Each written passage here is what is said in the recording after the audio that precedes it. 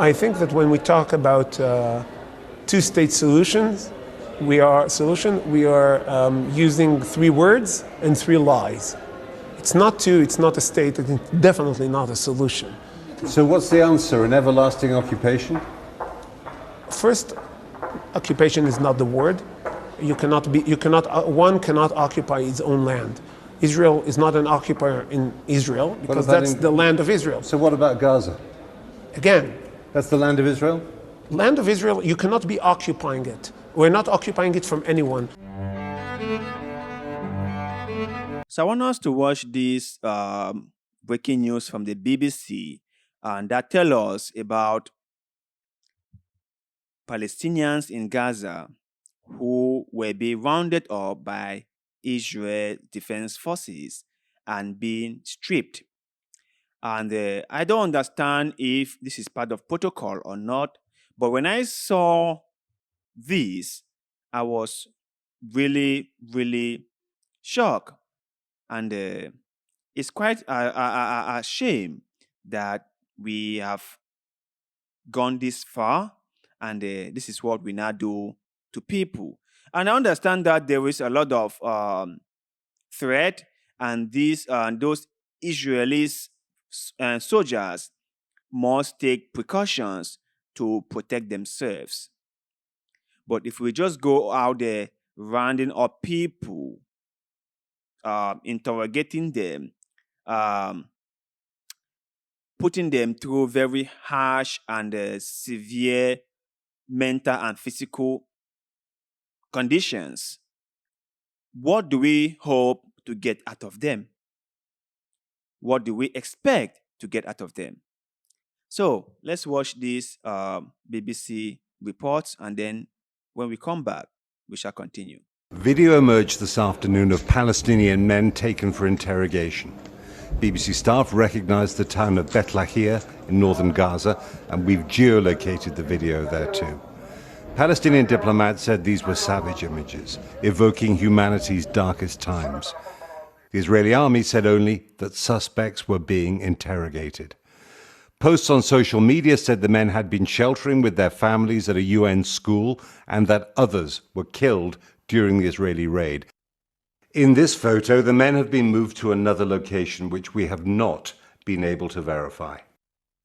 One of the captives, Dia Al-Khalout, is a journalist. He was forced to leave his disabled daughter, according to the newspaper he works for in London. Earlier, at Israel's parliament, a prominent government supporter told me that only Israeli forces can control Gaza, not the independent Palestine the Americans want. I think that when we talk about two-state solutions, we are using three words and three lies. It's not two, it's not a state, it's definitely not a solution. So what's the answer? An everlasting occupation? First, occupation is not the word. One cannot occupy its own land. Israel is not an occupier in Israel because that's the land of Israel. So what about Gaza? Again, that's the land of Israel? Land of Israel, you cannot be occupying it. We're not occupying it from anyone. Things like this give you a pause, and they make you reflect as to where we are headed, right? If there's one more thing I have to say. If you do not know this, hear it now. And always remember this. We humans are capable of one of the most horrific attacks on others. We can inflict severe pain on other people if we are let loose, or if we are allowed to do it. We humans can be more dangerous than animals. Now we look at animals and we think they are savage, right? And they are dangerous. But we humans can be way more dangerous than them. The level of barbaricness within us is something that we cannot begin to comprehend. If people are let loose, what they would do to other people will make you sick in your stomach. So when we see things like this, we shouldn't be surprised, because we humans are capable of way more worse than what you saw in this video. That is why other people need to be there to stop us when we are going too far. That is what other people need to be there to say, hey, bro, calm down. You are going too far. Slow down. This is getting out of hand.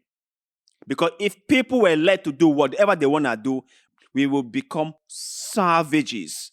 Our level of barbaricness won't be even something that anyone could ever imagine.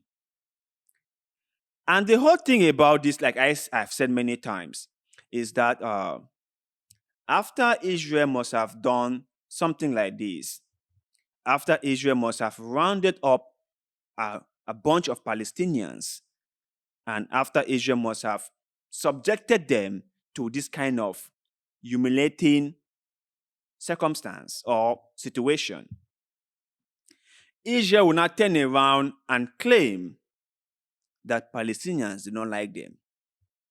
Israel will not turn around and claim and said that they fear for their lives, that the level of anti-Semitism around the world has gone over the roof.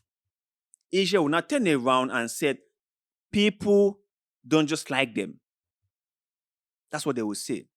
And if someone like myself or other people out there said that what you are doing is wrong, that you cannot round people up like this, blindfolded some of them, I can see from this image, blindfolded them, take off their clothing and put them in this kind of situation, and most of it all put it on air. You cannot do it like this, right? This is not fair.